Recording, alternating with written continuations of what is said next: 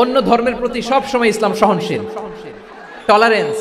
যদি আপনি দেখতে চান ইসলামের নবী বিশ্ব নবীর দিকে তাকান। আমরা তো সংখ্যালঘুদের রাইটস প্রোটেক্ট করার জন্য কত আইন বানাই, কত বৈঠক করি, কত সংবাদ সম্মেলন করি। বিষ্ণু সাল্লাল্লাহু আলাইহি ওয়াসাল্লাম সংখ্যালঘুদের রাইটসের ব্যাপারে, অধিকারের ব্যাপারে যে কথা বলেছেন, শুনলে আপনি অবাক হয়ে যাবেন। আপনি নামাজি, আপনি মুসল্লি, আপনি হাজী সাহেব, তাহাজ্জুদ পড়তে পড়তে কপালে দাগ ফেলে দিবেন, আপনার প্রতিবেশী হিন্দু, ভাবছেন আমার তো পাওয়ার আছে, ওর জমিটা দখল করি। খবরদার, বিশ্বনবী বলেন কোন সংখ্যালঘুর উপর যদি কেউ আক্রমণ করে, তার প্রাপ্য তাকে না দিয়ে যদি তাকে ঠকায়, তার উপর জুলুম করে, তার সম্পদ যদি কেড়ে নেয়, আমি নবী, তুমি মুসলিম হইতে পারো, মুসল্লি হইতে পারো, তার পক্ষে, তোমার বিপক্ষে আল্লাহর দরবারে বাদী হয়ে দাঁড়াবো। এখানেই শেষ নয়, বিশ্বনবী বলেন মান কাতালা মুআহাদান, বুখারীর বর্ণনা, মান কাতালা মুআহাদান লাম ইয়ারাহ রাইহাতাল জান্নাহ। অন্যায় ভাবে কোন মুসলিম যদি কোন সংখ্যালঘুরে হত্যা করে, জান্নাতে যাওয়া তো দূরের কথা, ওই মুসলিম জান্নাতের ঘ্রাণও পাবে না। যে আল্লাহ বিশ্বাস করে আর আখিরাতে বিশ্বাস করে, সেজন্য প্রতিবেশীর সাথে ভালো আচরণ করে। প্রতিবেশী আস্তিক হোক নাস্তিক হোক, প্রতিবেশী মুমিন হোক মুশরিক হোক, প্রতিবেশী হইলেই তার সাথে ভালো আচরণের দরকার আছে না নাই? আজকে যে টপিকের উপর আমি কথা বলবো, টপিকটা হচ্ছে peaceful coexistence and communal harmony, শান্তিপূর্ণ সহাবস্থান এবং সাম্প্রদায়িক সম্প্রীতি। আমাদের বাংলাদেশে সাম্প্রদায়িক সম্প্রীতি আছে না নাই? আবহমান কাল থেকে আমরা মুসলিম, হিন্দু, বৌদ্ধ, খ্রিস্টান, পাহাড়ি, নৃগোষ্ঠী মিলেমিশে একাকার, আমরা সবাই মিলে বাংলাদেশ। আমাদের পারস্পরিক সম্প্রীতি, ভালোবাসা, সৌহার্দ্যপূর্ণ আচরণ, বোঝাপড়া, এটা বেশ মজবুত। তবে মাঝে মাঝে আমাদের এই সম্প্রীতির ভেতরে অনেকে ফাটল ধরাতে চায়। আমরা যে সুখে আছি, শান্তিতে আছি, এটা অনেকের ভালো লাগে না। আমাদের মধ্যে সাম্প্রদায়িক সম্প্রীতি, সৌহার্দ্যপূর্ণ আচরণ, ভালোবাসা, এটা আবহমান কাল ধরে আছে। তার প্রমাণ, আমরা তাফসিরুল মাহফিলের আয়োজন করলে আমাদের হিন্দু ভাইরা ডিস্টার্ব করে না, ঠিক কিনা? এবং আমি যদি বলি হাত তোলেন, হিন্দু ধর্মের কারা কারা এসেছেন, কত শত কত হাজার যে হাত উঠবে, আপনি অবাক হয়ে যাবেন। আমি চাচ্ছি না হাত উঠাতে। So it's our responsibility to present our religion to our non-Muslim brothers and sisters. আমাদের অমুসলিম ভাই বোনদের কাছে ইসলামের সৌন্দর্য তুলে ধরা, এটা আমাদের দায়িত্ব। We all are the ambassador of Islam. আমরা প্রত্যেকে দায়িত্বশীল, আমরা প্রত্যেকে এক একজন ইসলামের অ্যাম্বাসেডর। আলহামদুলিল্লাহ বলেন। সো আমরা যেন ইসলামের বিউটিটাকে তুলে ধরতে পারি এবং এই যে সম্প্রীতি, এটাকে যেন আমরা অটুট রাখতে পারি। আদতে বাংলাদেশের ইতিহাস বলে আমাদের দেশে কোনো দাঙ্গা নাই, আছে? আমরা ভাই ভাই, আওয়াজ করে বলুন তো, আমরা কি ভাই ভাই? কিন্তু কিছু দুষ্ট লোক আছে, তারা আমাদের সম্পর্কের মধ্যে ফাটল ধরাতে চায়, মাঝে মাঝে ঝগড়া লাগাতে চায়। দেখবেন পত্রপত্রিকায় দেখা যায় বিভিন্ন ধর্মীয় উপাসনালয়গুলোতে হামলা চালানো হয়। এগুলো রাজনৈতিক উদ্দেশ্য প্রণোদিত, এগুলোর সাথে ইসলামের কোনো সম্পর্ক নাই। এজন্য এই দুর্বৃত্তদের ব্যাপারে আমাদের সাবধান থাকতে হবে, আমরা সংঘবদ্ধ থাকবো। এই যে আমাদের পিসফুল কোএক্সিস্টেন্স, শান্তিপূর্ণ সহাবস্থান। যেদিন হিন্দুদের পূজা অনুষ্ঠান, আমরা ওই দিন তাফসির মাহফিল করি না, ঠিক কিনা বলেন? যেদিন আমাদের তাফসিরুল কোরআনের প্রোগ্রাম, ওই দিন আমাদের হিন্দু ভাইরা ডিস্টার্ব করে না। সুবহানাল্লাহ। হিন্দুদের পূজা অনুষ্ঠানে আইন শৃঙ্খলা বাহিনীর পাশাপাশি মাদ্রাসার ছাত্ররা যে সেখানে পাহারা দেয়। গোটা পৃথিবীতে এই দৃষ্টান্ত আপনি পাবেন। মাদ্রাসার ছাত্ররা, তারা তো কোরআনের ধারক, তারা হাদিসের ধারক, তারা কেন মন্দির পাহারা দিবে? এই সম্প্রীতিকে ধরে রাখার জন্য, এই সৌহার্দ্যকে ধরে রাখার জন্য, আমাদের পারস্পরিক ভালোবাসাকে অটুট রাখার জন্য। এখন বলেন, আমাদের এই ভালোবাসা অটুট থাক, আমরা চাই কি চাই না? আল্লাহ এই দেশকে তুমি বরকতময় করো, বাংলাদেশকে তুমি শান্তিময় করো। প্রিয় ভাইরা, আমি বলেছিলাম আমার আলোচনার বিষয় হচ্ছে শান্তিপূর্ণ সহাবস্থান, সাম্প্রদায়িক সম্প্রীতি। আমরা দেখব ইসলাম আমাদেরকে কি কি দিক নির্দেশনা দেয়। আল্লাহ রাব্বুল ইজ্জা ওয়াল জালাল তিনি ইরশাদ করছেন, ওয়ালা তাসুবুল্লাযীনা ইয়াদউনা মিন দুনিল্লাহি ফায়াসুবুল্লাহা আদওয়াম বিগাইরি ইলম কাযালিকা যায়্যান্না লিকুল্লি উম্মাতিন আমালাহুম সুম্মা ইলা রাব্বিহিম মারজিউহুম ফায়ুনাব্বিউহুম বিমা কানু ইয়ামালুন। রব্বুল আলামিন বলেন, গোলাম ও আমার ইমানদার বান্দারা, শোনো শোনো, লা তাসুবুল্লাযীনা ইয়াদউনা মিন দুনিল্লাহ ফায়াসুবুল্লাহা আদওয়াম বিগাইরি ইলম। ও আমার বিশ্বাসী বান্দারা, যারা আল্লাহকে ব্যতি রেখে দেব দেবীর পূজা করে, তোমরা খবরদার তাদের গালি দিও না। যদি ওই দেবতাদেরকে গালি দাও তাহলে ভুলবশত, শত্রুতাবশত তারা তোমাদের রব আল্লাহকে গালি দেবে, ঠিক কিনা? তোমরা যদি তাদের দেবতাদের গালি দাও, ওরা রেগে তোমার আল্লাহরে গালি দিবে, তাহলে আল্লাহরে গালি খাওয়ানোর কারণ হয়ে গেলাম আমি। রব্বুল আলামিন বলেন, খবরদার দেবতাদেরকে গালি দিও না, তাহলে ওরা তোমার রব আল্লাহরে গালি দেবে। প্রতিটি জাতির জন্য তাদের কাজকে আমি আল্লাহ সুশোভিত করে রেখেছি, তারা সবাই একদিন আমার কাছেই ফিরে আসবে। এরপর আমি রব্বুল আলামিন তাদের আমলনামা তাদেরকে জানিয়ে দেব। সুবহানাল্লাহ পড়ে। তাহলে প্রিয় ভাইরা, ইসলাম আমাদেরকে শিখায়, সূরাতুল আনআমের 108 নম্বর আয়াত থেকে আমরা বুঝলাম কোন ধর্মকে ছোট করা যাবে না। অন্য ধর্মকে ছোট করা মানে ইসলামকে ছোট করা। আর অন্য ধর্মের দেবতাকে যদি আপনি গালি দেন, ওরা ইসলাম থেকে দূরে সরে যাবে। যাও ইসলামের প্রতি আকৃষ্ট হয়েছিল আর কোনোদিন ইসলামের ধারে কাছে আসবে না। আওয়াজ করে বলেন ঠিক কিনা? এজন্য কখনো কোনোদিন অন্য ধর্মের দেবতাদেরকে গালি দেয়া যাবে না। অন্য ধর্মের কোন দেবতাদেরকে আমরা গালি দিব না, গালি দিব না, বরং ইসলামের beauty, the beauty of Islam, ইসলামের সৌন্দর্যকে আমরা তুলে ধরব। আমরা যদি বিশ্বনবী সাল্লাল্লাহু আলাইহি ওয়াসাল্লামের জীবনের দিকে তাকাই, তাহলে আমি দেখব বিষ্ণু ইসলাম মক্কাতে কিংবা মদিনাতে অন্য ধর্মের লোকদের সাথে খুব পিসফুলি লাইফ লিড করেছেন। হোক মুশরিক, হোক খ্রিস্টান, হোক ইহুদি, বিশ্বনবী সবার সাথে মিলেমিশে ছিলেন। আলহামদুলিল্লাহ বলেন। ইসলাম হচ্ছে পিসফুল রিলিজিয়ন। অন্য ধর্মের প্রতি সহনশীলতার সবক ইসলাম আমাদেরকে দেয়।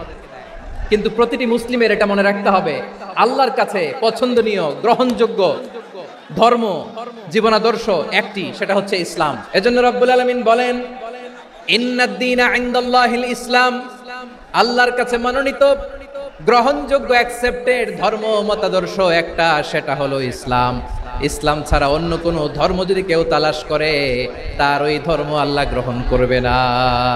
ومن يبتغي غير الإسلام دينا فلن يقبل منه وهو في الآخرة من الخاسرين.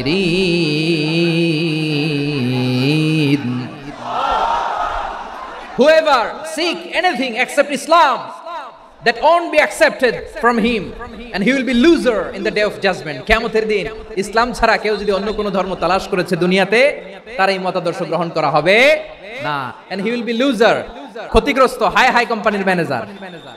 ওর আমও শেষ, সালাও শেষ। প্রত্যেক নামাজ শেষে আমরা আল্লাহরে বলি, আল্লাহ রাদিতু বিল্লাহি রাব্বা ওয়া বিল ইসলামি দীনা ওয়া বি মুহাম্মাদিন নাবিয়ান ওয়া রাসূলা। ও আল্লাহ, তোমারে রব হিসেবে পেয়ে আমরা খুশি। ও আল্লাহ, ইসলামকে ধর্ম হিসেবে পেয়ে আমরা খুশি। বিশ্বনবীকে আমাদের রাসূল পেয়ে আমরা খুশি। ইসলাম ছাড়া অন্য কোনো ধর্ম আমরা গ্রহণ করব না। আল্লাহর কাছে অ্যাকসেপ্টেড রিলিজিয়ন একটা, সেটা ইসলাম। তো বিশ্বনবী সাল্লাল্লাহু আলাইহি ওয়াসাল্লাম মক্কাতে কিংবা মদিনাতে খুব পিসফুলি এক্সিস্ট করেছেন, যে কোনো ধর্মের সাথে মিলেমিশে চলেছেন। তার প্রমাণ আমরা যদি রাসূল সাল্লাল্লাহু আলাইহি ওয়াসাল্লামের বায়োগ্রাফির দিকে তাকাই, তাহলে দেখব তিনি মুশরিকদের সাথে পিস ট্রিটি করেছেন, শান্তি চুক্তি, পিস ট্রিটি, পিস এগ্রিমেন্ট। আপনারা হুদাইবিয়ার সন্ধির নাম শুনেছেন? 6ষ্ঠ হিজরিতে বিষ্ণু ইসা ইসলাম মুশরিকদের সাথে এই ট্রিটি করেছেন, চুক্তি। আমরা তো মুসলমান বসতে পারি না, আমরা দুই মুসলিম ভাই একসাথে বসে চা খেতে পারি না, গল্প করতে পারি না। বিষ্ণু ইসা ইসলাম মুশরিকদের সাথে ট্রিটি করেছেন, হুদাইবিয়ার সন্ধি। এই সন্ধির আগে মক্কা থেকে কেউ মদিনায় যেতে পারে না, মদিনা থেকে কেউ মক্কায় যেতে পারে না। কিন্তু এই সন্ধির পরে ট্রাফিক স্বাভাবিক হয়ে গেল। মক্কার লোকেরা মদিনায় আসতে পারে, মদিনার লোকেরা মক্কায় আসতে পারে। এটাকে বলে সুলহে হুদাইবিয়া, the peace agreement of Hudaibiya, শান্তি চুক্তি। আমরা পৃথিবীতে এখন অনেক শান্তি চুক্তির নাম শুনি, এগুলো সব the piece treaty of Hudaibiya থেকে কপি করা। আল্লাহু আকবার। মক্কার পার্ট গেল, পিস এগ্রিমেন্ট করলেন, শান্তি চুক্তি। বিষ্ণু ইসলাম মদিনায় যে কি করলেন? মদিনায় যে বিষ্ণু ইসলাম মদিনা চার্টার করলেন, মদিনা সনদ, সাহিফাতুল মদিনা, এটার বলে মদিনা চার্টার। যে ওয়েস্টে, ইউরোপে, আমেরিকাতে তারা অনেক চার্টার করে, এই সব চার্টার মদিনা চার্টার থেকে কপি করা। আওয়াজ করে পড়েন সুবহানাল্লাহ। বিষ্ণু ইসলাম মদিনায় গেলেন, মদিনাতে মুসলিম, মুশরিক, ইহুদি, এই তিন ধর্মের লোক মিলে সব স্টেক হোল্ডার যারা আছে সবাইকে নিয়ে বিশ্ব ইসলাম মদিনা চার্টার করলেন, মদিনা সনদ পড়েন সুবহানাল্লাহ। শুধু তাই নয়, মক্কাতে বিশ্বনবী পিস এগ্রিমেন্ট করলেন, শান্তি চুক্তি মুশরিকদের সাথে। মদিনাতে যে বিশ্বনবী মদিনা চার্টার করলেন, মদিনা সনদ করলেন ইহুদিদের সাথে। আবার মদিনাতে বিশ্বনবী ইহুদিদের সাথে পিস ডায়ালগ করলেন, ইন্টারফেথ ডায়ালগ করলেন, আন্তধর্মীয় সংলাপ করলেন, যেই সংলাপের মূল ভিত্তি ছিল তাওহীদ। বিশ্বনবী ইহুদিদেরকে ডাকলেন, আহ্বান করলেন, কুল ইয়া আহলাল কিতাবি তাআলাউ ইলা কালিমাতিন সাওয়াইন বাইনানা ওয়া বাইনাকুম আল্লা না'বুদা ইল্লাল্লাহ ولا نشرك به شيئا ولا يتخذ بعضنا بعضا أربابا من دون الله فإن تولوا فقولوا اشهدوا بأننا مسلمون। বিশ্বনবী মদিনার ইহুদিদের ডেকে বললেন, ও ইহুদিরা শোনো শোনো, আসো এমন একটা আদর্শের প্রশ্নে আমরা একত্রিত হই যে আদর্শের প্রচার তোমাদের নবীরাও করেছে, আমিও করি। যে আদর্শের কথা তোমাদের পবিত্র ধর্মগ্রন্থগুলোতে আছে, আমার কোরআনেও আছে, সেটা হলো তাওহীদ। আমরা এক আল্লাহ ছাড়া কারো ইবাদত করব না, আল্লাহর সাথে কাউরে শরীক করব না, আল্লাহ ছাড়া কাউরে রব মানব না। পড়েন সুবহানাল্লাহ। তাহলে আমার প্রিয় লালমনিরহাটের ভাইরা, মদিনাতে যে তিনি মদিনা চার্টার করলেন, মদিনা সনদ, পিস ডায়ালগ করলেন, শান্তির সংলাপ, ইন্টারফেথ ডায়ালগ করলেন, আন্তধর্মীয় সংলাপ যার ভিত্তি ছিল তাওহীদ। তাহলে অন্য ধর্মের প্রতি সব সময় ইসলাম সহনশীল, টলারেন্স। যদি আপনি দেখতে চান ইসলামের নবী বিশ্ব নবীর দিকে তাকান, ঠিক কিনা বলেন? আমরা তো সংখ্যালঘুদের রাইটস প্রোটেক্ট করার জন্য কত আইন বানাই, কত বৈঠক করি, কত সংবাদ সম্মেলন করি। বিষ্ণু সাল্লাল্লাহু আলাইহি ওয়াসাল্লাম সংখ্যালঘুদের রাইটসের ব্যাপারে, অধিকারের ব্যাপারে যে কথা বলেছেন, শুনলে আপনি অবাক হয়ে যাবেন। বিশ্বনবী বলেন, আলা মান যালামা মুআহাদান আও ইনতাকাসাহু আও কাল্লাফাহু ফাওকা তাআতিহি আও আখাযা মিনহু শাইআন বিগাইরি তিবি নাফসিন ওয়া আনা হাজিজুহু ইয়াউমাল কিয়ামা। খবরদার, জেনে রাখো, কেউ যদি কোনো সংখ্যালঘুর উপরে অত্যাচার করে, কোনো সংখ্যালঘুর প্রাপ্য থেকে যদি কেউ কাউকে ঠকায়, সংখ্যালঘুর উপর যদি কেউ কষ্ট দেয়, কোন সংখ্যালঘুর সম্পদ যদি কেউ জোর করে কেড়ে নেয়, আমি কিয়ামতের দিন বিশ্বনবী ওই সংখ্যালঘুর পক্ষে আর ওই মুসলমানদের বিপক্ষে বাদী হয়ে দাঁড়াবো। আল্লাহু আকবার। আপনি নামাজি, আপনি মুসল্লি, আপনি হাজী সাহেব, তাহাজ্জুদ পড়তে পড়তে কপালে দাগ ফেলে দিবেন, আপনার প্রতিবেশী হিন্দু, ভাবছেন আমার তো পাওয়ার আছে, ওর জমিটা দখল করি। বিশ্বনবী বলেন, কিয়ামতের দিন ওই হিন্দুর পক্ষে তোর বিরুদ্ধে আমি বাদী হয়ে দাঁড়াবো। পৃথিবীর কোন ধর্মে এরকম স্টেটমেন্ট পাবেন? পাবেন? আপনি ভাবছেন আপনি নামাজ পড়লে, হাজী সাহেব কপালে দাগ ফেলায় দিলে আপনি সেলসেলায় জান্নাতে চলে যাবেন না? খবরদার। বিশ্বনবী বলেন, কোন সংখ্যালঘুর উপর যদি কেউ আক্রমণ করে, তার প্রাপ্য তাকে না দিয়ে যদি তাকে ঠকায়, তার উপর জুলুম করে, তার সম্পদ যদি কেড়ে নেয়, আমি নবী, তুমি মুসলিম হইতে পারো, মুসল্লি হইতে পারো, তার পক্ষে, তোমার বিপক্ষে আল্লাহর দরবারে বাদী হয়ে দাঁড়াবো। যে নবীর সুপারিশ ছাড়া জান্নাতের গেটও দেখা যাবে না, ওই নবী যদি বলে তোর বিপক্ষে আমি বাদী হয়ে দাঁড়াবো, ওই জান্নাতে আর ঢোকার কোনো সুযোগ আমাদের থাকবে? এখানেই শেষ নয়, বিশ্বনবী বলেন, মান কাতালা মুআহাদান, বুখারীর বর্ণনা, মান কাতালা মুআহাদান লাম ইয়ারাহ রাইহাতাল জান্নাহ।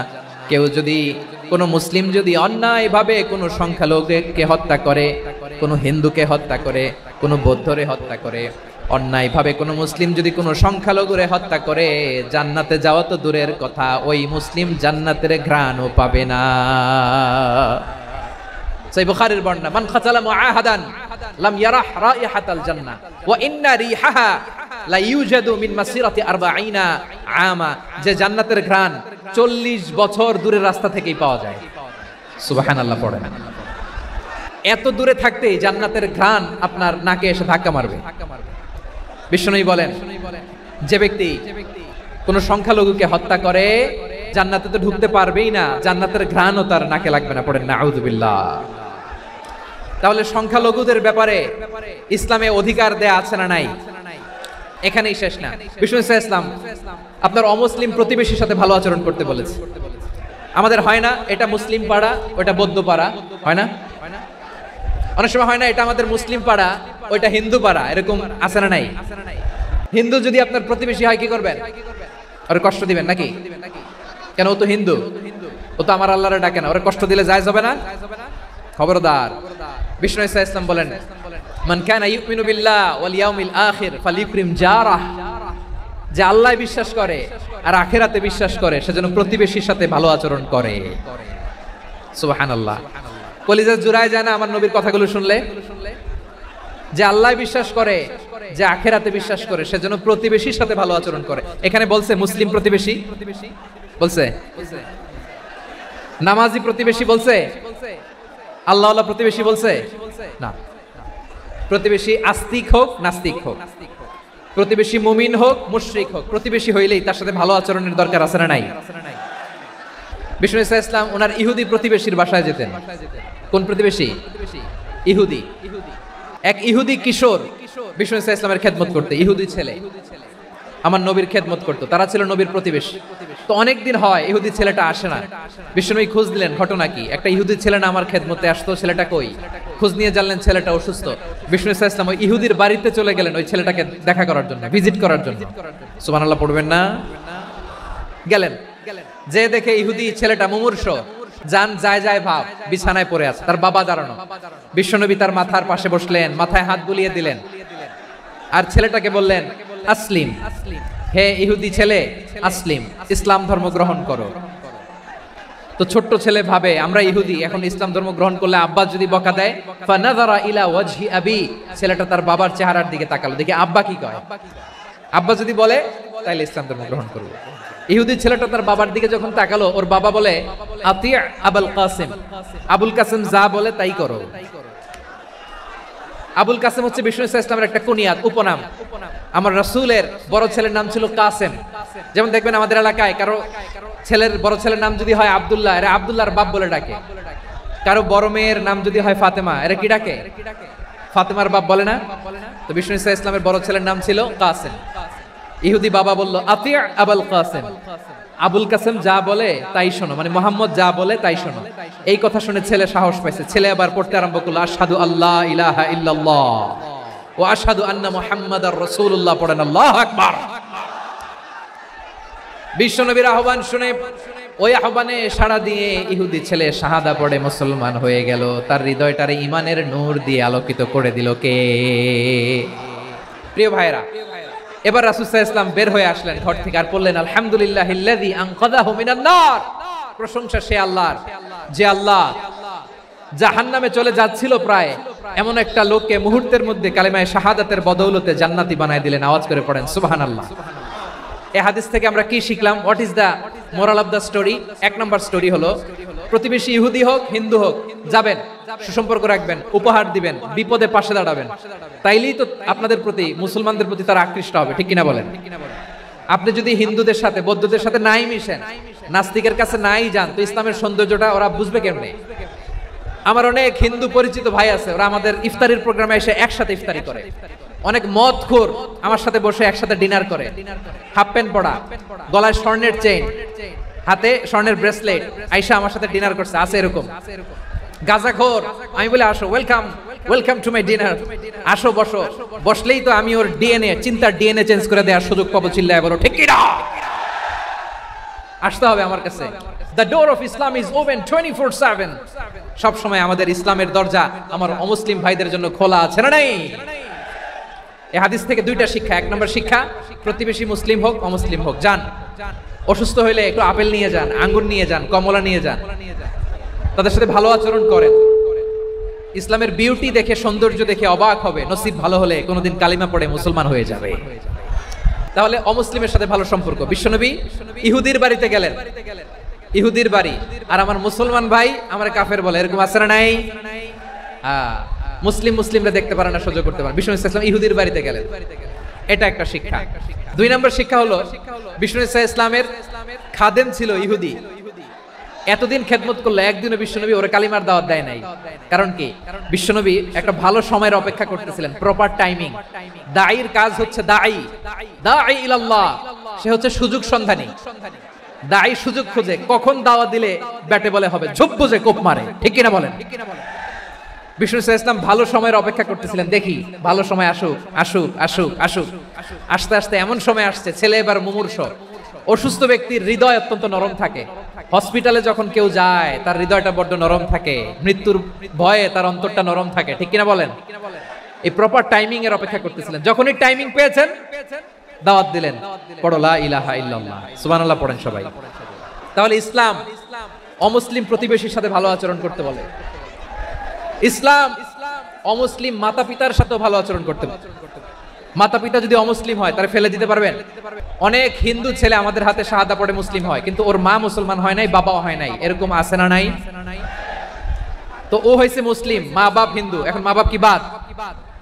হ্যাঁ, মা বাপ বাদ দেয়া যাবে? যেই মা আপনার 9 মাস 8 মাস পেটে ধারণ করলো, আপনার মায়ের নার ছেঁড়া ধন, আপনি ওই মারে বাদ দিতে পারবেন? যে মায়ের বুকের তাজা দুধ খেয়ে আপনি আজকে বাড়ন্ত তাজা তরতাজা, ওই মারে বাদ দেয়া যাবে?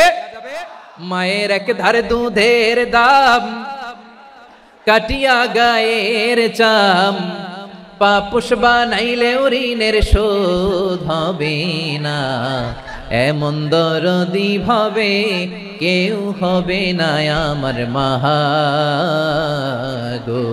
মায়ের এক ধারে দুধের দাম, কাটিয়া গায়ের চাম, পাপুষ বানাইলে ঋণের শোধ হবে না, এমন দরদি ভাবে কেউ হবে না আমার মাহা গো। মাকে তো বাদ দেওয়া যায় না। وَقَضَى رَبُّكَ أَلَّا تَعْبُدُوا إِلَّا إِيَّاهُ وَبِالْوَالِدَيْنِ إِحْسَانًا। আল্লাহ বলে অবধারিত দুইটা ভার্ডিক্ট তোমাদের জন্য, এক আল্লাহর ইবাদত করবা আর মা বাবার প্রতি ইহসান করবা। আদেশটা কার? মা বাবার প্রতি ইহসান করতে হবে। আমার মা হিন্দু হোক ভালো আচরণ করতে হবে, বৌদ্ধ হোক ভালো আচরণ করতে হবে। আমার যে সমস্ত হিন্দু ভাইয়েরা মুসলিম হয়েছে, তোমাদের মা বাবা এখনো মুসলমান হয় নাই, তাদের সাথে ভালো আচরণ করতে হবে। আপনাদের খেদমত নিজে করতে হবে অথবা খেদমতের ব্যবস্থা করাই দিতে হবে। মান্থলি যে খরচ লাগে এটা দিতে হবে। আরে তুমি এখন মুসলিম, তোমার মা বাবা হিন্দু, এখনই তো সুযোগ ইসলামের সৌন্দর্য দেখানো।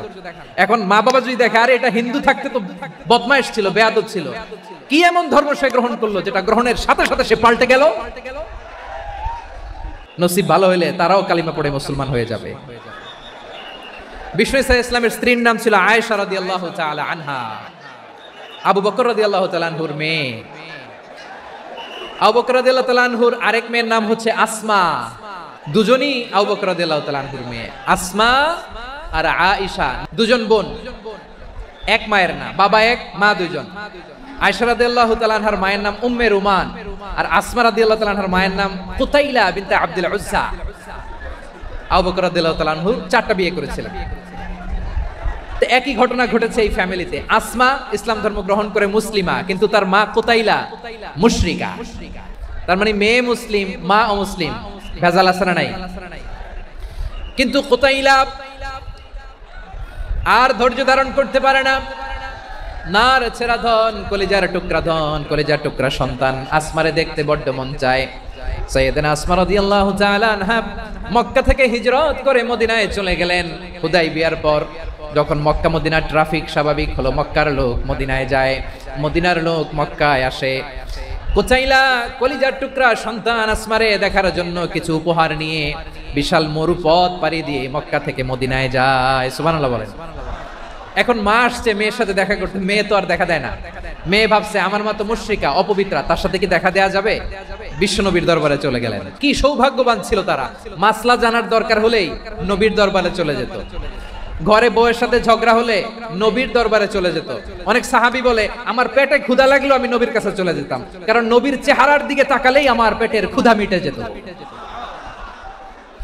সাইয়েদনা আসমা রাদিয়াল্লাহু তাআলা আনহা বিশ্বনবীর কাছে চলে গেলেন, যে বললেন ইয়া রাসূলুল্লাহ ইয়া হাবিবাল্লাহ ইন্না উম্মি কাদিমাতুন ইলাইয়া ওয়া হিয়া রাগিবা। আমার মা মক্কা থেকে অনেক দূর মরুর পথ পাড়ি দিয়ে উপহার সামগ্রী নিয়ে মদিনায় আমার সাথে দেখা করতে এসেছে গো নবী। আমার জানতে বড্ড ইচ্ছে হয় আমি আমার মুশরিকা দেখা করতে পারবো কিনা। আফা আসিলুহা, আগে যেমনি আমি আমার মায়ের সাথে ভালো আচরণ করতাম, যেমনি আমি আমার মায়ের সাথে সদাচরণ করতাম গো নবী, এখন আমি মুসলিমা, মা মুশরিকা, এখনো কি আগের মতো সদাচরণ করতে পারবো নাকি? বিশ্বনবী বললেন নাম সিলিহা, হ্যাঁ রে আসমা, অবশ্যই অবশ্যই, আগে ঠিক যেমন তুমি তোমার মায়ের সাথে ভালো আচরণ করতে, এখনো তেমনি আগের মতো ভালো আচরণ করবা। কি ইসলাম আমরা পেয়েছি! কত ব্রড মাইন্ডেড আমাদের ইসলাম, কত ওপেন মাইন্ডেড ইসলাম, কত ওপেন আপ করতে পারে, চিন্তা করতে পারেন। বিষ্ণু বললেন হ্যাঁ অবশ্যই, নাম সুলিহা, আগে যেমনি ভালো আচরণ করছো আসমা, এখন ওইরকমই করো, পারলে আরো বাড়ায় করো। তাহলে আমার যে হিন্দু ভাইয়েরা, হিন্দু বোনেরা, ইমানের দৌলতে আপনি ধন্য হয়েছেন, আপনার আম্মা আব্বা এখনো মুসলমান হয় নাই, তাদের জন্য দোয়া করেন, আল্লাহ যেন তাদেরকেও ইমানের দৌলত দান করে। এখন বলেন, ইসলাম কি ন্যারো মাইন্ডেড রিলিজিয়ান না ব্রড মাইন্ডেড? কতটা ব্রড মাইন্ডেড দেখেন। বিশ্বনবী সাল্লাল্লাহু আলাইহি সাল্লাম অমুসলিমরা যদি নবীকে উপহার দিত, ওই উপহারও বিশ্বনবী গ্রহণ করতেন। সুবহানাল্লাহ পড়েন।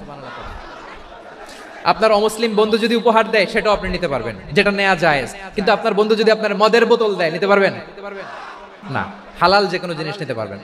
বিশ্বনবী সাল্লাল্লাহু আলাইহি ওয়াসাল্লাম অমুসলিমদের দেয়া হাদিয়া গ্রহণ করতেন। কেমন নবী ছিলেন? আমার নবীরে চিনে নেন, আমার নবীর অ্যাটিটিউড জেনে নেন। বিশ্বনবী সাল্লাল্লাহু আলাইহি ওয়াসাল্লাম যখন কোন জনপদে যেতেন, তিনটা অপশন নিয়ে যেতেন। এক নাম্বার অপশন আসলিম তাসলাম।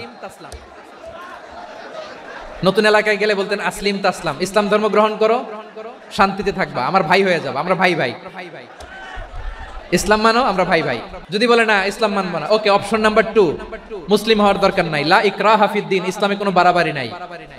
খ্রিস্টান আছো থাকো, বৌদ্ধ আছো থাকো, ইহুদি থাকতে চাও থাকো, কিন্তু আমরা যেহেতু রিজিওনাল সুপার পাওয়ার, আমাদের আন্ডারে থাকো, ট্যাক্স দিয়া থাকো, এটার বলে জিজিয়া। আলেম যারা আছেন বুঝবেন, এটার আরবিতে কি বলে? জিজিয়া। You pay us the tax, we will give you the security. তোমরা ট্যাক্স দিবা, আমরা সিকিউরিটি দিব, আমাদের আওতায় থাকবা, কেউ তোমাদেরকে আক্রমণ করতে পারবে না, আমরা নিরাপত্তা দিব। সুবহানাল্লাহ বলেন। ট্যাক্স দাও, আমরা সিকিউরিটি দিব। না, এটাও মানি না। বিষ্ণু বলেন তাহলে তলোয়ার আমাদের আর তোমাদের মাঝে ফয়সালা করবে।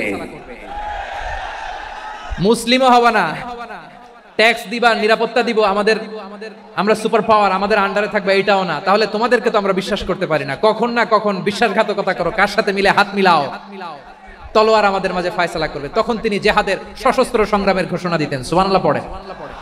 দেখেন পশ্চিমারা জিহাদকে এইভাবে চিত্রায়িত করে না, ওরা জিহাদ বলতে বোঝায় তলোয়ার, হাত কাটো, গলা কাটো, না, জিহাদ সশস্ত্র সংগ্রাম 3 নম্বরে। অধিকাংশ ক্ষেত্রেই বিশ্বনবীর সুন্দর আচরণ দেখে, আরে আমার নবীর যে নুরানি চেহারা, অনেকে তো কেবল সিরেফ চেহারাটা দেখে কালিমা পড়ে মুসলমান হয়ে গিয়েছে। যারা মুসলিম হয় নাই, তারা তাদের ইসলামী বলবৎ ছিল, ট্যাক্স দিয়ে ইসলামের আন্ডারে ছিল। যারা এটাও মানে নাই, ওইটাও মানে নাই, তাদের বিরুদ্ধে জিহাদ। বিষ্ণু ইসলাম 7ম হিজরিতে যখন খায়বার বিজয়ের পরে ইসলাম রিজিওনাল সুপার পাওয়ার হিসেবে আত্মপ্রকাশ করলো, বিশ্বনবী চিঠি লিখলেন অন্যান্য সুপার পাওয়ারের কাছে, রাষ্ট্রীয় চিঠি, রাষ্ট্রীয় চিঠি লেখে এক রাষ্ট্রপ্রধান আরেক রাষ্ট্রপ্রধানের কাছে। এই যে 24-এর ছাত্র নাগরিক অভ্যুত্থানে, এই অভ্যুত্থান যখন শুরু হয়, আমি তখন সাউথ আফ্রিকাতে একটা স্ট্যাটাস দিয়েছিলাম, কোটা নয় গোটা দেশ সংস্কার করা লাগবে। আমাদের ইউনাইটেড আরব আমিরাতের বাংলাদেশি ভাইরা, তারা সেখানে রাস্তায় নেমে এসেছিল, জানেন? ওইখানে ডেমনস্ট্রেশন করা যায় না, সেখানকার সরকার তাদেরকে যাবজ্জীবন দিয়েছিল। তখন আমাদের এই যে প্রধান উপদেষ্টা ডক্টর মোহাম্মদ ইউনূস সরাসরি G2G বলে, এটারে G2G, government to government, G2G, উনি চিঠি লিখলেন যে তাদেরকে, ইউর হাইনেস, হে সম্মানিত আমির, আপনি আমার এই চিঠির কারণে আমার সম্মানে এই 53 জন বাংলাদেশিকে মাফ করে দেন। এই চিঠির বদৌলতে বেকসুর খালাস পেয়ে গিয়েছিল আমাদের ভাইরা, জানেন না এই ঘটনা আপনারা? তাহলে গভর্নমেন্ট টু গভর্নমেন্ট চিঠি দেওয়া হয়।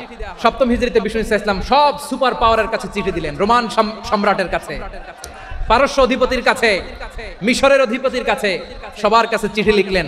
চিঠির ভাষা ছিল এরকম, মিন মুহাম্মাদিন রাসূলিল্লাহ ইলা মুকাওকিস আযীমিল কিবত, মুহাম্মদ রাসূলুল্লাহর পক্ষ থেকে মিশরের বাদশার কাছে, আসলিম তাসলাম, ইসলাম মানো, শান্তিতে থাকবা, সালামুন আলা মান ইত্তাবা আল হুদা, শান্তি তার জন্য যে হেদায়েতের অনুসরণ করে। সুবহানাল্লাহ পড়েন।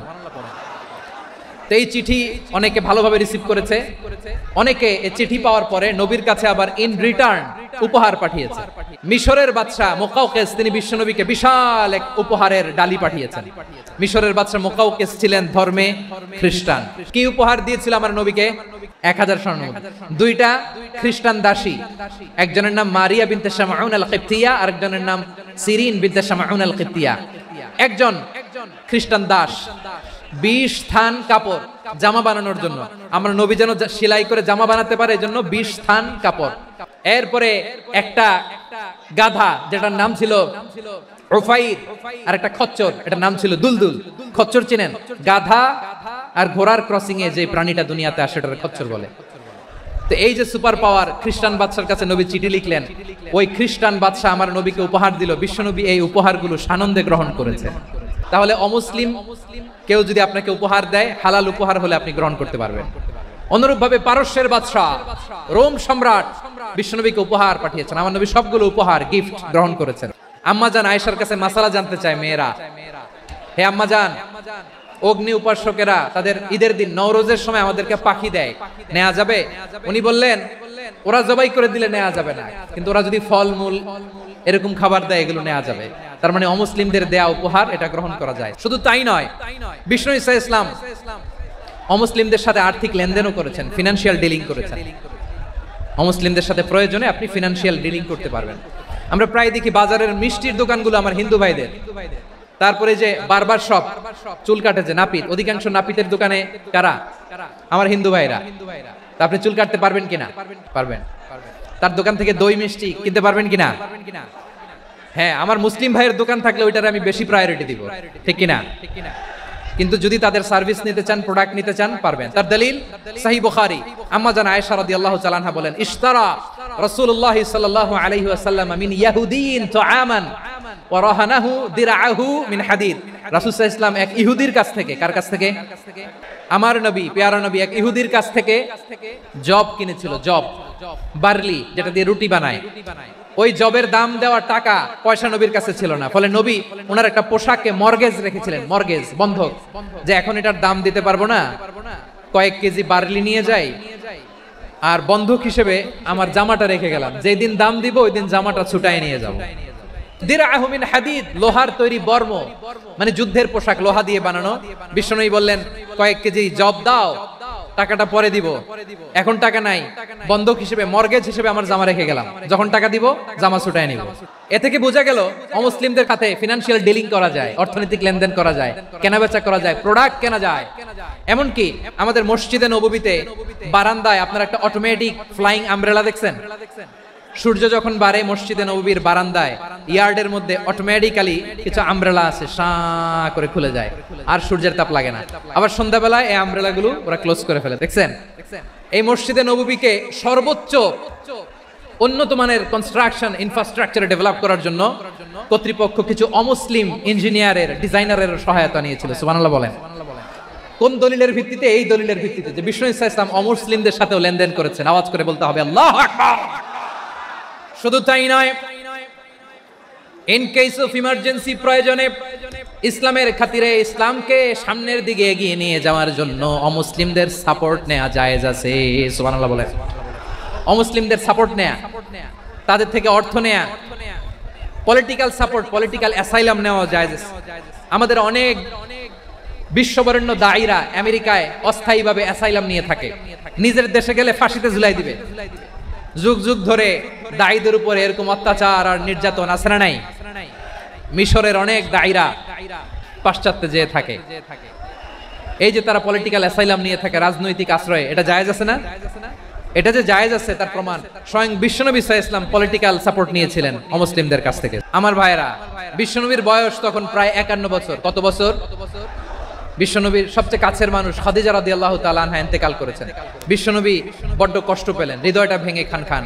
যিনি ঘরের ভেতরে বিশ্বনবীকে সান্ত্বনা দিতেন, ভালোবাসা দিতেন, বাইরে গেলে কুরাইশরা বকাঝকা করে, অত্যাচার করে, কিন্তু আম্মা জান খাদিজা রাদিয়াল্লাহু তাআলা আনহা ঘরটারে এমন শান্তির নীড় বানায় রেখেছেন, এই ঘরের ভিতরে ঢুকলে বিশ্বনবীর কলিজাটা ঠান্ডা হয়ে যেত।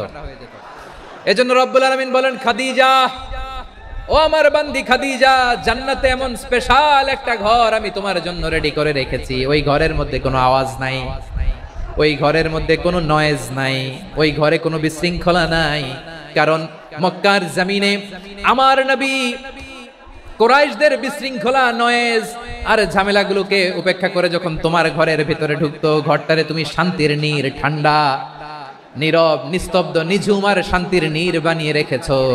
এজন্য জান্নাতে স্পেশাল একটা শান্তির নীর আমি তোমারে উপহার দেব। ওই প্রিয়তমা স্ত্রী খাদিজা ইন্তেকাল করলেন, বিশ্বনবীর হৃদয় ভেঙে খান খান। আবার ওনার চাচা আবু তালেব ইন্তেকাল করলেন, যিনি পলিটিক্যাল শেল্টার দিতেন নবীকে। আবু তালেবের ভয়ে, বিশ্বনবীর এই চাচার ভয়ে কোনো মুশরিক নবীর গায়ে হাত দেওয়ার সাহস পায় নাই। এখন স্ত্রীও নাই, চাচাও নাই, নবীকে আশ্রয় দেওয়ার কেউ নাই। নবীর চারদিকে অন্ধকার, নবী এখন কই যাবেন? আমার পেয়ারা নবী নতুন স্টেশন খুঁজতেছেন, নতুন দাওয়াতি প্ল্যাটফর্ম খুঁজতেছেন। তিনি যায়েদ বিন হারেসা রাদিয়াল্লাহু তাআলা আনহুকে নিয়ে মক্কার পাশের একটা নেইবরিং সিটি তায়েফে চলে গেলেন দিনের দাওয়াত দেওয়ার জন্য। নাকি জমি কিনতে গেছিলেন? দুনিয়ার যশ খ্যাতির জন্য, নিজের কোনো লাভের জন্য? তায়েফবাসীদেরকে জাহান্নামের আগুন থেকে বাঁচানোর জন্য আওয়াজ করে বলতে হবে, ঠিক কিনা? বিশ্বনবী বিশাল মরুপথ, পাহাড়ি পথ পাড়ি দিয়ে তায়েফের মরুজমিনে গেলেন কোরআনের দাওয়াত নিয়ে, ইমানের দাওয়াত নিয়ে। কিন্তু তায়েফের লোকেরা বিশ্বনবীর দাওয়াতকে শুধু প্রত্যাখ্যান করেই থামে নাই, তারা বিশ্বনবীর সাথে অত্যন্ত খারাপ আচরণ করেছে।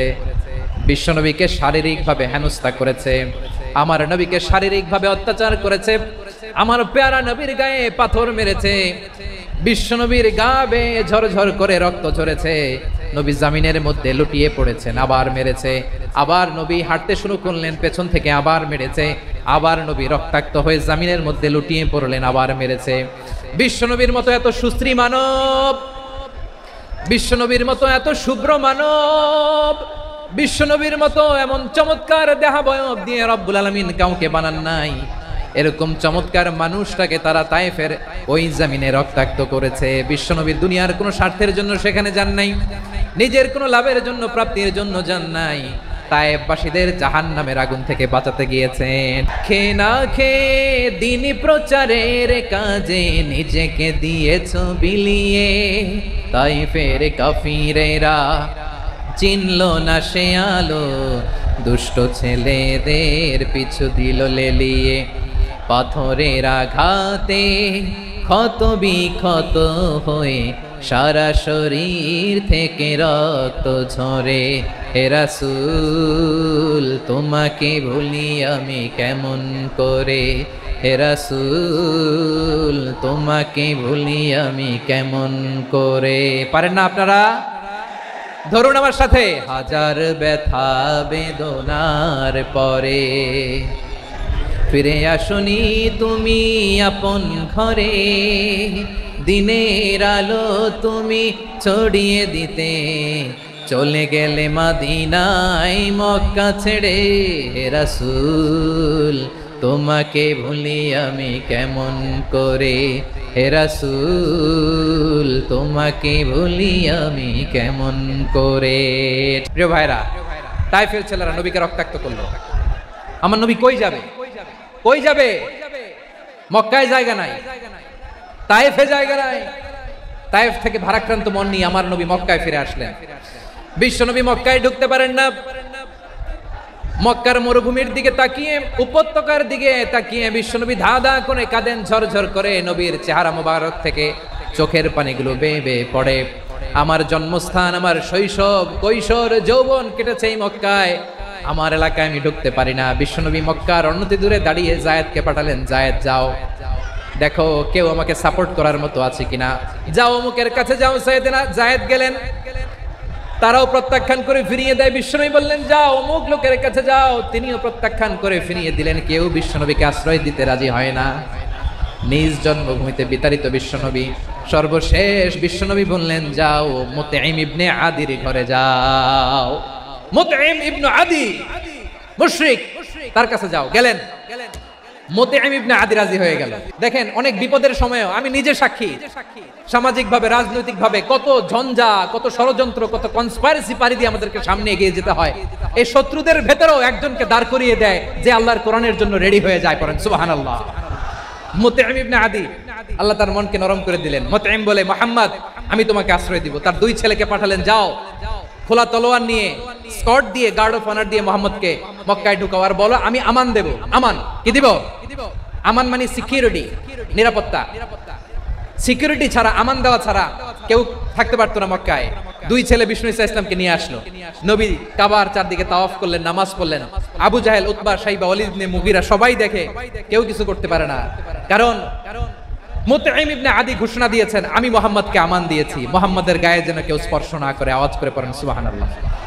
নবীর এই বিপদ কালে মুহূর্তে মুতঈমের হৃদয়টারে নরম করে দিল কে? এই মুতঈম কি মুসলিম ছিল না মুশরিক? তাহলে মুশরিকের কাছ থেকে নবী পলিটিক্যাল অ্যাসাইলাম, আধুনিক রাষ্ট্রবিজ্ঞানের ভাষায় পলিটিক্যাল অ্যাসাইলাম, যেটাকে বলে রাজনৈতিক আশ্রয়, ওনার আমান বা নিরাপত্তার এই ঘোষণায় তিনি মক্কায় ঢুকলেন। যতদিন নিরাপত্তা ছিলেন। মুতঈম যখন মারা গেল, বিষ্ণু ইসলাম হিজরত করে মদিনায় চলে গেলেন। সুবহানাল্লাহ। কিন্তু মুতঈম যে বিশ্বনবীর উপকার করছে এটা বিশ্বনবী ভুলে নাই। আমাদের অনেকে আছে উপকার করার পরে আর খেয়াল থাকে না, এরকম আছে না নাই? আমার নবী ভুলে নাই। বদরের প্রান্তরে 70 জন কাফেরকে যখন বন্দী করে বিশ্বনবীর সামনে হাঁটু গেড়ে দাঁড় করানো হলো, বসানো হলো, 70 জন কাফের। কয়জন? বিশ্বনবী তাদের দিকে তাকিয়ে বললেন, সহিহ বুখারীর বর্ণনা, লাউ কানাল মুতঈম ইবনে আদি হাইয়ান সুম্মা কাল্লামানি হাউলা ইন্নাতনা লা তারাকতুহুম লাহু। বদরের প্রান্তরে 70 জন বন্দী কাফিরের দিকে তাকিয়ে আমার নবী বললেন, আজকে মুতঈম ইবনে আদি যদি বেঁচে থাকতো আর তোমাদের 70 জনের ব্যাপারে যদি মুতঈম এক বাক্যে একটা সুপারিশ করতো, তার সম্মানে আজকে তোদের সবাইকে আমি মাফ করে দিতাম। বিশ্বনবী মুতঈমের এই সাহায্যের কথা বলে নাই। 70 জন মুশরিক হাঁটু গেড়ে বসা, নবী চাইলে এখনই এক্সিকিউশন অর্ডার দিতে পারে। তিনি বললেন, আজকে যদি মুতঈম বেঁচে থাকতো আর মুতঈম যদি তোদের জন্য সুপারিশ করতো, এই আবর্জনাগুলোর ব্যাপারে সুপারিশ করতো, আমি মুহূর্তেই তোদেরকে এমনি মাফ করে দিতাম। শুধু তাই নয়, যাকে যে সম্মান দেয়ার আমার নবী দিতেন, হোক আস্তিক হোক নাস্তিক, হোক মুসলিম হোক অমুসলিম। রোমান সম্রাটের কাছে বিশ্বনবী যখন চিঠি লিখলেন মিন মুহাম্মদ রাসূলিল্লাহ ইলা হিরাকলা আযীমির রোম, মুহাম্মদের পক্ষ থেকে হিরাক্লিয়াসের কাছে, যিনি হচ্ছেন আযীমির রোম। এটা নবী নিজ থেকে বানায় লিখছেন, অতিরিক্ত সম্মান দিয়ে। কোন রাষ্ট্রপ্রধান যখন আসে তাদেরকে আমরা কি বলি জানেন? তার নামের শেষে HE এটা লিখতে হয়, H.E. মানে হিজ এক্সেলেন্সি। কি লেখে? হিজ এক্সেলেন্সি অথবা ইউর হাইনেস, ইউর ম্যাজেস্টি। দেখেন, বিশ্বনবী সাল্লাল্লাহু আলাইহি ওয়াসাল্লাম সব নবীদেরও নবী। তিনি একজন মুশরিক খ্রিস্টান সম্রাট, রোমান সম্রাটের কাছে চিঠি লিখতে যায়, লিখতেছে ইলা হিরাকলা আযীমির রোম, হিরাক্লিয়াসের কাছে আমার চিঠি, যিনি রোমের আযীম, হিজ হাইনেস, মানে রোমের অনেক সম্মানিত এক বাহাদুর। আওয়াজ করে বলেন সুবহানাল্লাহ। তার মানে যাকে যে সম্মান দেয়ার এটা বিশ্বনবী দিতেন। এমনকি যে ইহুদিরা ভালো ছিল, এই ইহুদিদেরও প্রশংসা করেছেন বিশ্বনবী মুহাম্মদুর রাসূলুল্লাহ সাল্লাল্লাহু আলাইহি ওয়াসাল্লাম। এক ইহুদির প্রশংসা করেছেন বিশ্বনবী। ইহুদির কার? আমি তো আমার ভাইয়ের প্রশংসা করি না, আমি তো এক আলেম আরেক আলেমরে স্পেস দেই না, আমি তো এক দায়ী আরেক দায়ীর সাথে বসতে চাই না। আমার নবী ইহুদির প্রশংসা করে। কার প্রশংসা? ওই ইহুদির নাম ছিল মুখাইরিক। সিরাত গ্রন্থ ঘাটলে পাবেন। তিনি বলেছেন মুখাইরিক খাইরু ইয়াহুদ, Mukhairiq is the best of the Jews. জুইশদের মধ্যে সে সবচেয়ে ভালো। কেন প্রশংসা করলেন তার? এর কারণ মদিনা চার্টারে কথা ছিল সব ধর্মের মুসলিম, মুশরিক, ইহুদিরা মিলে মদিনাকে রক্ষা করবে। কিন্তু তৃতীয় হিজরিতে যখন উহুদের যুদ্ধ শুরু হলো, সবার কথা ছিল যেই আক্রমণ করে আমরা মদিনাকে বাঁচাবো। কোন শহরকে বাঁচাবো? মদিনাকে। কিন্তু কুরাইশরা যখন অ্যাটাক করলো, ইহুদিরা আর আসে না, ইহুদিরা আর বেরোয় না। বিষ্ণু বললেন, ওহে ইহুদিরা, তোমরা না চুক্তি করলে আমার সাথে যে মদিনা বাঁচাতে সবাই ঝাঁপিয়ে পড়বো, আসো। একটা ইহুদিও বেরোয় না, কেউ আসে না সেদিন, একজন ছাড়া। তার নাম মুখাইরিক। তার নাম কি? মুখাইরিক বাহাদুরের মতো ঘোড়সাওয়ার হয়ে বেরিয়ে গেলেন এবং বললেন, গোটা ইহুদি সাম্রাজ্যের একজনও যদি না আসে, আমি মুখাইরিককে কেউ ঘরে আটকে রাখতে পারবে না। বেরিয়ে আসলেন, এসে বললেন, আমি মুহাম্মদের পক্ষে যুদ্ধ করব। আমি মারা গেলে আমার সম্পদ আমার উত্তরাধিকারীরা পাবে না, আমার সম্পদ তোমরা মুহাম্মদকে দিয়ে দিবা। সুবহানাল্লাহ বলেন। উহুদের ময়দানে 70 জন মুসলমান শহীদ হলো। এই ইহুদি, সেও মুসলমানের পক্ষে যুদ্ধ করে নিহত হলো। মুসলিমদের লাশ যখন নিয়ে আসা হলো, এই মুখাইরিকের লাশও নিয়ে আসা হলো। মুসলিমদের লাশের পাশে মুখাইরিকের লাশ দেখে বিশ্বনবী মুখাইরিকের প্রতি অনেক খুশি হলেন। আর বিশ্বনবী খুশি হয়ে বললেন, মুখাইরিক খায়রু ইয়াহুদ, মুখাইরিক যদিও তুমি ইহুদি, তারপরে তুমি সব ইহুদিদের মধ্যে সেরা ইহুদি পড়েন সুবহানাল্লাহ। আমার নবী ইহুদিকেও সম্মান দিতে কার্পণ্য করে নাই, আওয়াজ করে বলেন আল্লাহু আকবার। এজন্য অমুসলিম হইলেই তারা আমাদের শত্রু নয়। শত্রু কারা? যে সমস্ত অমুসলিম আমাদেরকে নিশ্চিহ্ন করে দিতে চায়, যে সমস্ত অমুসলিম আমাদের ভূখণ্ড থেকে আমাদেরকে তাড়িয়ে দিতে চায়, যে সমস্ত অমুসলিম আমার ধর্ম নিয়ে তুচ্ছতাচ্ছিল্য করে চিল্লায় বলেন ঠিক কিনা, তারা আমাদের শত্রু। সাধারণ অমুসলিমরা আমার শত্রু নয়। এই যে হিন্দুরা থাকে এরা আমার ভাই, বৌদ্ধরা আমার ভাই, খ্রিস্টানরা আমার ভাই, ইহুদিরা আমার ভাই। তারা দিনই ভাই নয়, তারা মায়ের পেটের ভাই নয়, তারা মানবিক দিক থেকে ভাই। ও মানুষ, আমিও মানুষ, ইসলাম মানুষকে সম্মান করে। সাধারণ মুসলিম আমাদের শত্রু নয়। আপনি জানেন নিউ ইয়র্কে, আমি তো নিউ ইয়র্কে ছিলাম অনেকদিন, ওখানে ফিলিস্তিনিদের পক্ষে যখন আমরা মিছিল করেছি অনেক ইহুদি আমাদের সাথে মিছিলে দাঁড়িয়েছে, কারণ ওরাও জানে এই ভূখণ্ড ফিলিস্তিনিদের ভূখণ্ড। আওয়াজ করে বলো লালমনিরহাট ঠিক কিনা। তো তারা কি আমাদের শত্রু? না। অনেক খ্রিস্টান আমাদের সাথে আমাদের স্বার্থ রক্ষায় আমাদের পাশে দাঁড়িয়েছে। খেয়াল রাখবেন, হিন্দু আর হিন্দুত্ববাদ এক নয়, ইহুদি ধর্ম আর জায়নিজম এক নয়। এই যে ফিলিস্তিনের ভাইরা, তারা তাদের স্বাধীনতা সংগ্রামের জন্য লড়াই করছে, করে যাচ্ছে, আমরা এটাকে সমর্থন জানাই, চিল্লায় বলো ঠিক কিনা। কাশ্মীরের ভাইরা স্বাধীনতার জন্য সংগ্রাম করছে, আমরা সেই সংগ্রামকে সমর্থন জানাই। যারাই আমাদের ইসলামকে নিশ্চিহ্ন করতে চায় তাদের বিরুদ্ধে আমাদের সংগ্রাম। ওই সমস্ত দুর্বৃত্তদের সাথে আমাদের কোনো সম্পর্ক নাই। আমরা যদি ঐক্যবদ্ধ থাকতে পারি, ওই দুর্বৃত্তরা চান্স পাবে না। আবু তালেব নবীর চাচা, মুশরিক, মারা গিয়েছে মুশরিক অবস্থায়, কিন্তু আজীবন আমার নবীকে আগলে রেখেছে, আমার নবীকে সাপোর্ট করেছে, ভালোবেসেছে। আবু জাহেল মুশরিক, মারা গিয়েছে মুশরিক হিসেবে, আজীবন আমার নবীর বিরুদ্ধাচারণ করেছে। আবু জাহেলের শক্তি, সামর্থ্য, স্ট্র্যাটেজি, প্ল্যান সব আমার নবীর বিরুদ্ধে ছিল। আবু জাহেলের কারণে একটা দিন শান্তিতে আমার নবী মক্কায় ঘুমাতে পারে না, চিল্লায় বলেন ঠিক কিনা। এজন্য রব্বুল আলামিন বলেন, লা ইয়ানহাকুমুল্লাহু আনিল্লাযীনা লাম ইউকাতিলুকুম ফিদ-দীনি ওয়া লাম ইখরিজুকুম মিন দিয়ারিকুম আন তাবাররুহুম ওয়া তুকসিতু ইলাইহিম ইন্নাল্লাহা ইউহিব্বুল মুকসিতিন।